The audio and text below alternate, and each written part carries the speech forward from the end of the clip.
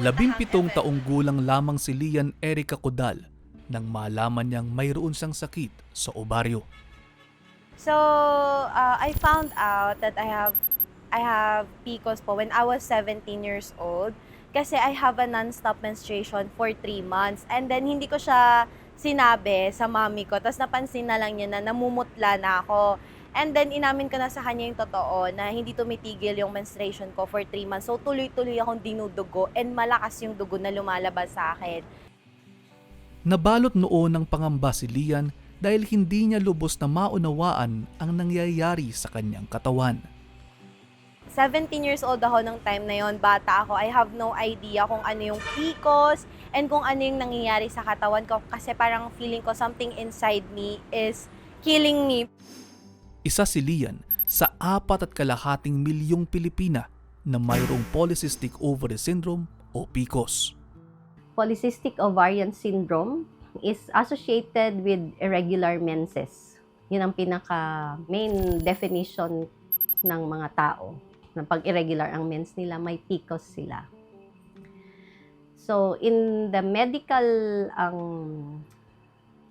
parlance, it is actually metabolic reproductive syndrome.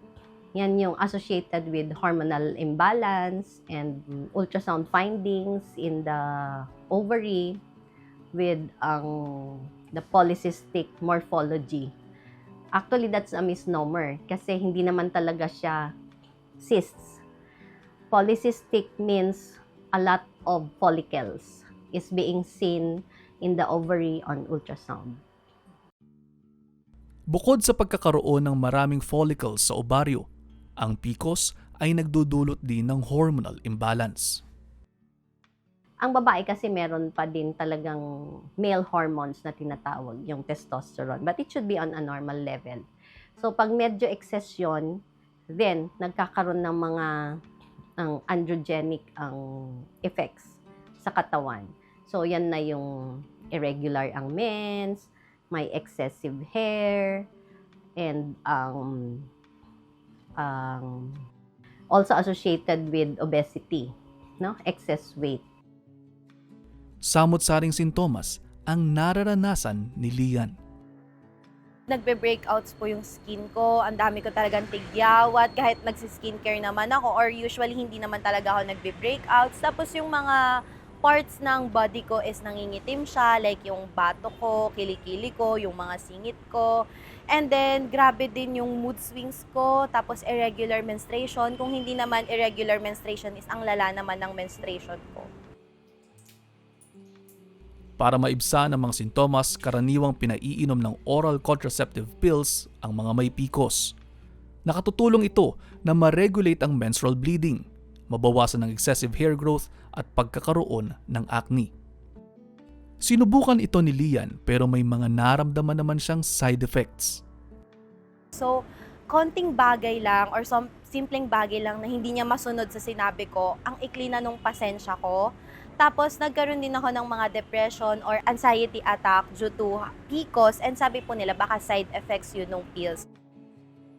Sa murang edad, halos mag-isang kinaharap ni Lian ang kanyang sakit. Wala akong taong makausap, wala akong taong makonsult kasi every time na pupunta ka ng doctor o OB-GYN, magbabayad ka pa.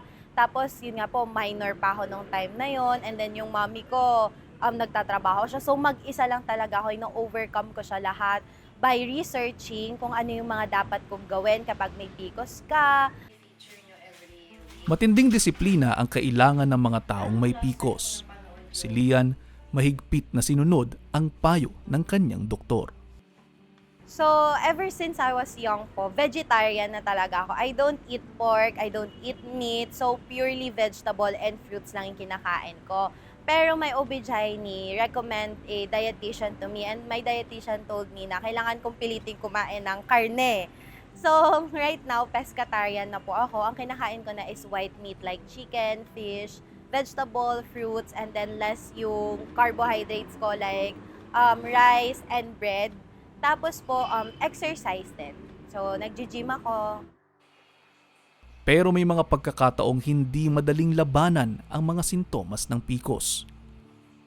Challenging siya for me kasi other symptoms pa po ng PCOS is mahina yung katawan ko. So, very weak siya. Like, pakiramdam ko kahit matulog na ako ng 12 hours every day, pagising ko sobrang pagod na pagod pa rin ako, antok na antok pa rin ako. Wala akong gana kumilo sa everyday ko. So, yun, working ako ngayon.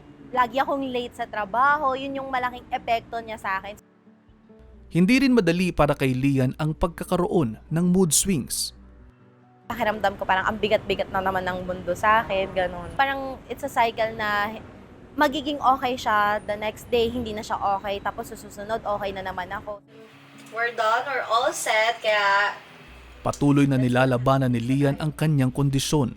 Ang kanyang mga karanasan, ibinabahagi niya para magpalaganap ng kaalaman tungkol sa sakit na ito.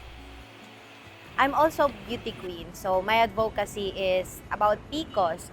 I want people to know na malaki yung epekto ng PCOS sa katawan ng mga kababaihan kasi minsan sinasabi nila na tinutoyo ka lang or topak mo lang yan, nagpapapansin ka lang. Pero they will never understand kung gaano kabigat yung dala-dala ng PCOS sa katawan natin.